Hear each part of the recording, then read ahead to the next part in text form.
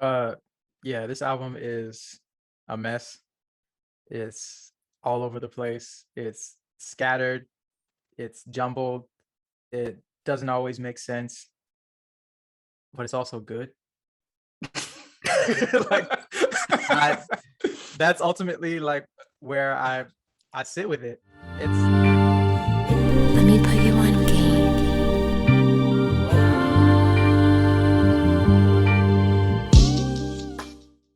all right. The moment we've all been waiting for. Let's talk about Donda, man. Let's get into the new album from Kanye West, a man that needs no introduction, who is both famous and infamous, who is in many ways a genius and a buffoon all in one. It's just so many things in one package. But he dropped a new album. Much has been made of the promotion of the album. He's had 5 or 6 different listening parties. There's been a lot of controversy. There's been a lot of tweets, a lot of news. It's the firestorm surrounding this album is a lot.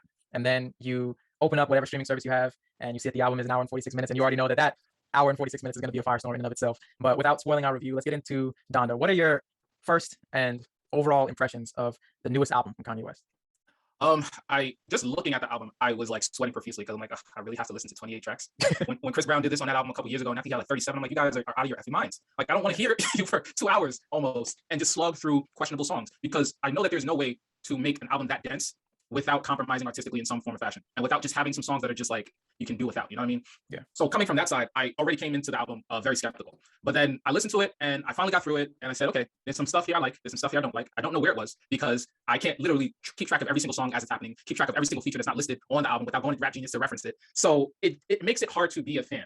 But we're reviewers. This is what we do. So I got to do my homework. And I actually took the studio beats, listened to it, and I have to say that the album is beautiful in a lot of ways. And I think he pays a solid tribute to his mom and does it in a way that only he can do it.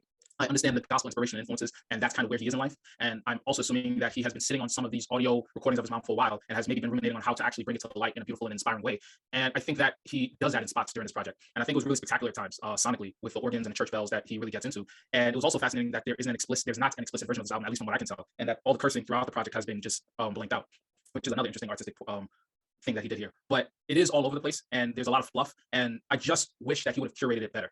There's so much good in this album, but it's bogged down by just confusing paths that he just takes on the way and through the whole project, and just some questionable inclusions. You know, do a tight album, make it a double track, double album, something like that, where you have the rap stuff here, the gospel stuff there, and a super deluxe version that has all the features that you wish you would have included. But to make this the be all end all, I have a problem with ultimately. How about you? Yeah, this album is a mess. It's all over the place. It's scattered. It's jumbled. It doesn't always make sense, but it's also good. Like, I, that's ultimately like where I sit with it. It's the most confusing, confounding album that we've talked about so far. It's there's just so much going on, but like there's so many things on this album that are great. It's it's really confounding. Like I know as reviewers we're supposed to have this like definitive opinion on like we like it, we don't like it, it's okay, or like this is what we like and this is what we don't like and this is how we feel about it. But like man, I don't know. Like it's just it's there's so much about it that's frustrating and there's so much about it that's unnecessary, but there's so much about it that is touching and is good and is well produced and well performed. So it's a really confusing project. And like you said, I think that it's too long. I mean, to be honest, it's way too long. An hour and 46 minutes for an album that doesn't necessarily have like a central theme or a central sound or take too many sonic pathways in terms of like extended songs. Like it's just too long. But there is, I think for me, way more good things about this album than bad. So from how it sounds, I may like it more than you do, but I understand completely where your gripes are. But Yeah. yeah, let's get into some some of these songs because we ain't. I'm sorry if you came here to listen to us talk about all 27 songs, you can go home because we're not gonna do that. But let's get into some of the highlights that I enjoyed. I can start with number one with Donda Chant. The first time that I heard it, I thought it was repetitive. I didn't understand. It sounded like a skippable track to me, and in many ways, it still is. But uh, after reading about its significance and comparing the chants of Donda to his mother's heartbeat as it slows down, and the number of Dondas being the number of years that she spent on the earth before she passed away, like that to me kind of makes it significant enough to include as an intro. So there's that. There's Jail, which is one of Kanye's best songs in a long time. It's it's amazing. I love distorted guitar. It's great to see Jay-Z and Kanye West on a song together again. Jay's verse is incredible. Return of the Donda, Throne. yeah, Return of the Throne. Donda, I'm with your baby. Told him to stop that red cap. Like, it's great. His double entendres that he's pulling out on that song are excellent. Um, Off the Grid, another one of my favorite songs. Whoever I never, yeah, that effing drill beat. Oh yeah, my god. it's great. I had never really listened to 5EO Foreign, but he has some really standout appearances on this album. Playboy Cardi, I'm not the biggest fan of all the time, but he fit well. One of my favorite songs for sure. Hurricane, great feature from The Weeknd. Really blissful, perfect for the beach type of song. Like, it was really great. This album opens really, really strong. Like, we talked about Baby Keem earlier on the pod. I thought he had a great feature. It was a really hype verse from him. I really enjoyed it. But Yeah. why don't you get into some of the songs that you liked? We're trying to figure out how to work our way through this gargantuan task of reviewing this album. But yeah, those are some of the standout tracks from the beginning that I enjoyed. Yeah, I mean, you bring up Baby Keem's verse on the song Praise God, which is really impressive. The way he included his mom's voice, as they say, into the night. Like, that was so, like, just clever and just exemplary of Kanye West. But then the song itself is a little too much. I wasn't the biggest fan of all of Keem's verse. I think he did some stuff that I like, but when rappers just get into this space where they replace bars with just ad libs like "a" and "let's get right," like that should not be in the place of lyrics. Here and there, I get it, but like, it shouldn't just be a bar of ad libs. I like that. It just, to me, it annoys me, because you're just riding the beat and it's like, yeah, I feel it, but that's just how you get engaged into a song. That shouldn't be the end product, at least in my opinion. Yeah. Okay. And then you have some throwaway songs like Jonah and Okay Okay, where I like some of what they're doing, but overall it just didn't fit the aesthetic of the album. And it adds to that, like, sometimes the execution on this album just doesn't make sense to me. And I think that as an artist, you have to kill your baby sometimes and say, I liked creating this, but thematically it doesn't make sense with the expression of what I'm really trying to do with the album. But who knows what he was actually trying to do. And then you have a song like Junior that was actually confusing to me, because I thought that he was saying Junior and just mixing that up. And then I looked up the lyrics and I realized that he's referencing Junya Watanabe, who is a Japanese fashion designer. And this actually alludes to a one of our previous reviews with Rina Sawayama's album, where he works on that fashion line of Como des Garçons, like the boys. And so I was like, oh, okay, I see what you're doing. Making ties. Yeah. And I enjoy the organ sounds over the 808 beats, but then he just has a terrible line. Let me be honest, I won with the Bucks. Let me be honest. I'm like, bruh. Come on. Yeah, he has some stinkers on this one for sure. There's some rough ones. There's some great moments, but yeah, there's some rough bars on here. But then you take that, and if you were to remove those three songs, and after Hurricane, you have Believe What I Say, I would be in heaven, because Believe What I Say is one of my favorite songs of this year. Like, it's classic Kanye. He takes Lauryn Hill, an artist that he's referenced before as wanting to hear more of, and he takes those vocals, stitches together a beautiful song with dope beats where he's getting personal and really warming your heart. And I loved it. I love that song so much, Yeah. And then Buju Banton's feature was dope and just added an excellent vibe to the song. And it was an incredible song. But then you go back to 24, which is a beautiful song in and of itself, but juxtaposed to Believe What I Say doesn't match up. Like, the sequencing is weird. It's so weird. And this is what I get into about the curation of the album. Like, this, just let's structure this a little bit differently. So what do you take off from here, because I love 24 and it's a beautiful gospel album in and of itself, but song in and of itself, but it just doesn't fit into this portion of the album, I feel like. I see what you mean. I think that he did gospel a lot better on here than he did on Jesus is King, for sure. Because I'm not a fan of Jesus is King, because the gospel was kind of ham-fisted and it didn't really work with what he was trying to do in terms of mixing it with hip hop. But I think that he did gospel a little bit better. 24 is not my favorite gospel influence song on here, though. Like, I agree with what you said as well. I think that he has a run from Jail, God Breathe, Off the Grid, Hurricane, Praise God. Like, that's a run. But I can do, like, I liked Dirk's verse on Jonah. about loss and losing friends, because he's had a rough time with him losing friends in his life. But the overall song for me is it's okay. I thought Lil Yachty sounded good on Okay Okay, which I'm not really used to hearing him sound that way over that kind of production, but I think he did a good job. But again, the song is I really want to say it's just okay. I'm not gonna do it. Yeah, Junior, like, it's okay. Playboy Cardi probably has one too many features on his album, to be honest, for me. 24 is okay. Remote Control, the hook is repetitive. I think Young Thug does a great job. He almost saves the song for me, but it's almost not enough because the hook is a little cheesy.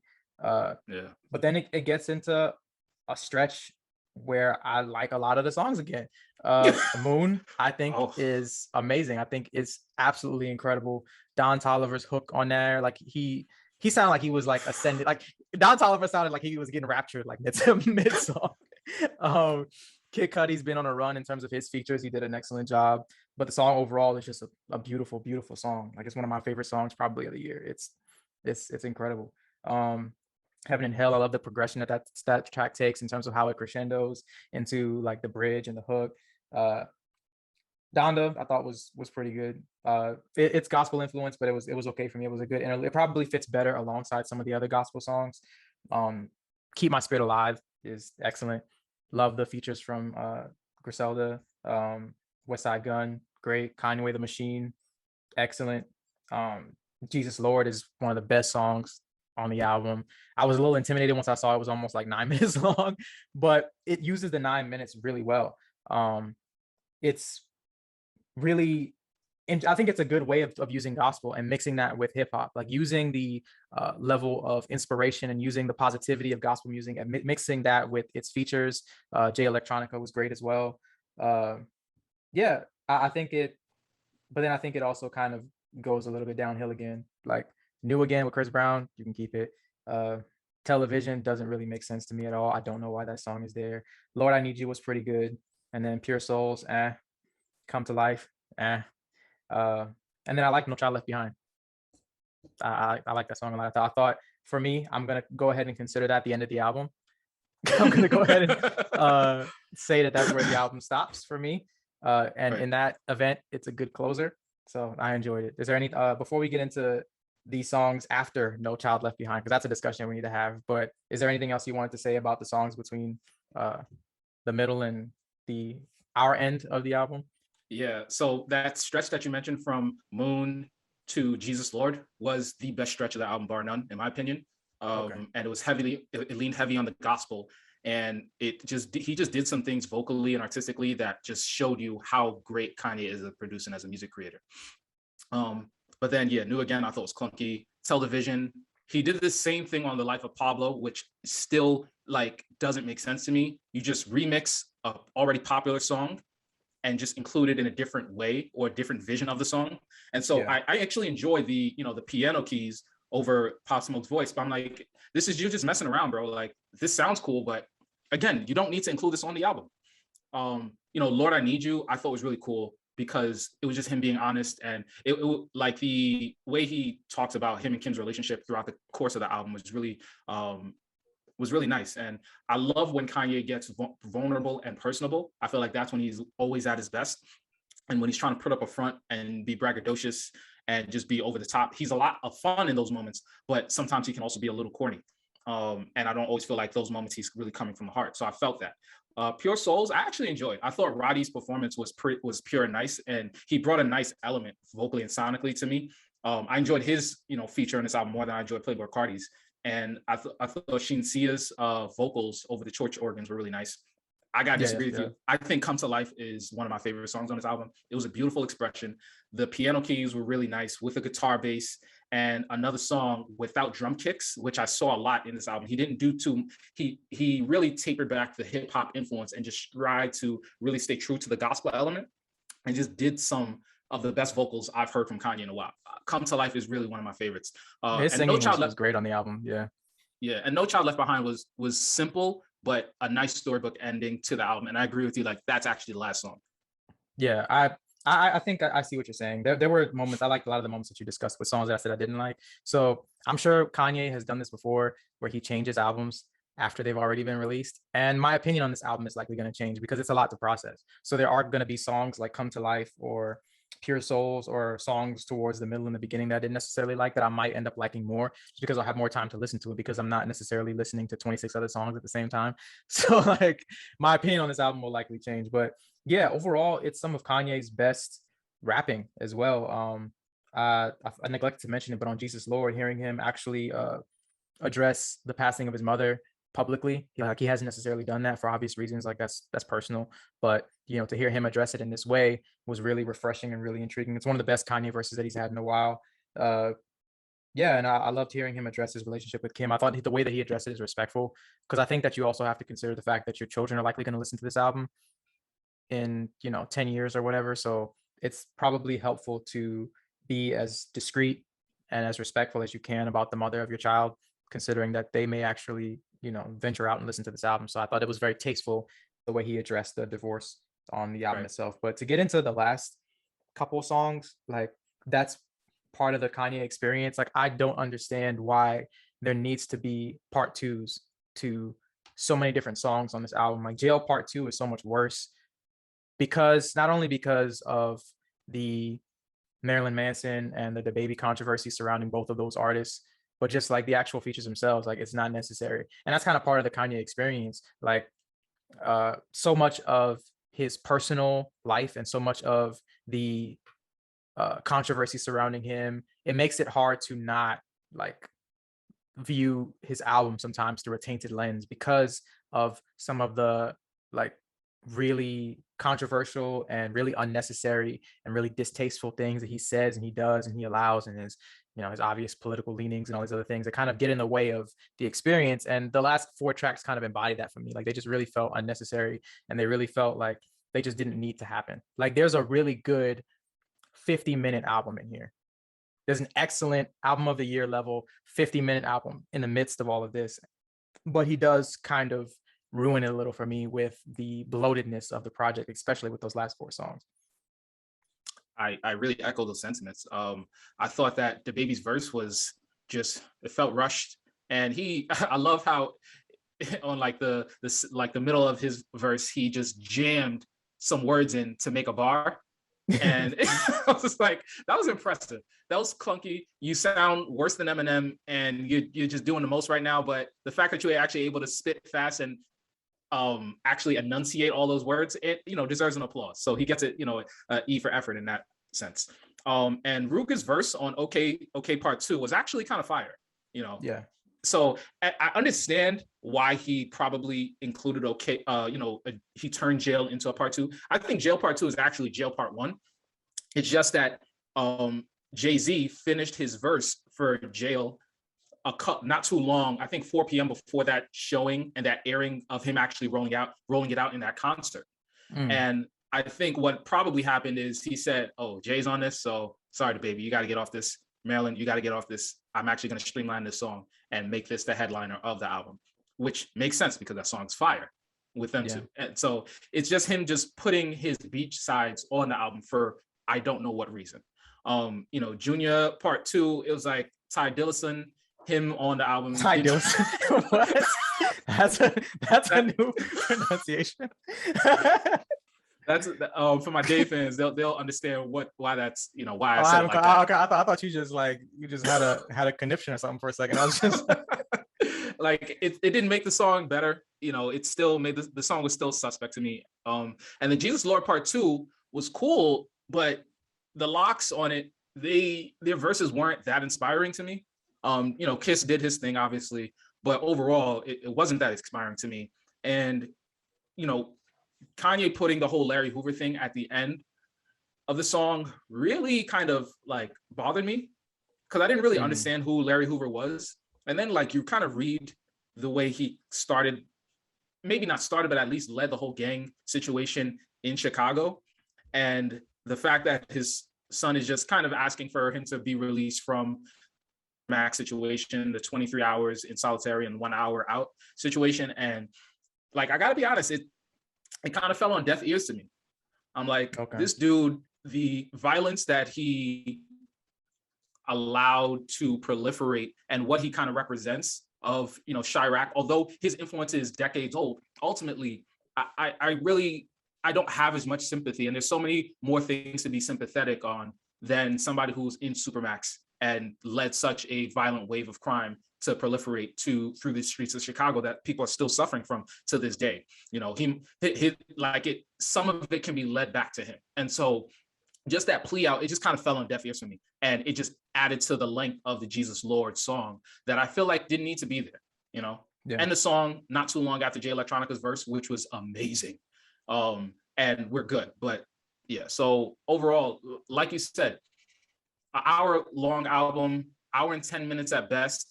I feel like I'm going to create a playlist version of this album that will keep the good stuff and kind of remove all the fluff. And you got a platinum, you know, album of the year project right there. But like you said, too bloated, too much going on. Yeah.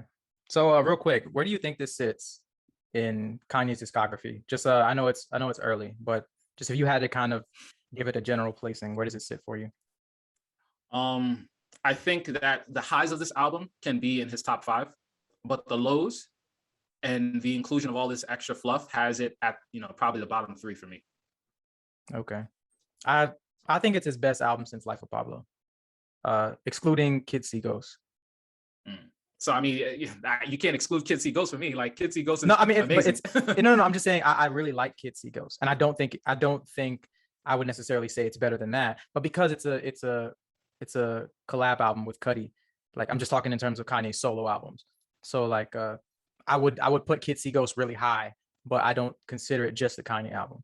So I would exclude it for that reason. But yeah, I think it's his best since Life of Pablo. I think that in my mind, you know, once the album settles more, I think Life of Pablo and Donda will be head to head for if that's his best album. I don't think that it's on the level of a Late Registration, College Dropout, Graduation. Certainly not My Beautiful Dark Twisted Fantasy. Or, I mean, I still really like 808. So I mean, it's a tough ranking, but I think for right now, it's probably somewhere in like it's a mid tier Kanye album for me. But gonna challenge you real quick. Let's get your 5 favorite tracks. I'll give you an extra one because this album's a beast. Yes. You know, 5 favorite tracks, and you're not even talking about 20% of the album. So for me, it starts with Jail, a great introduction. I love that song, Believe What I Say, with that Lauryn Hill sample was just awesome. Then Moon, Heaven and Hell, and Come to Life. That's okay. 5, right? Yeah. Those songs like hit my soul. You know, again, the highs of this album hit your soul, and so I that's why I got to give it to those. And there's a couple other good songs I left off, but yeah, that's the 5 for me. How about you?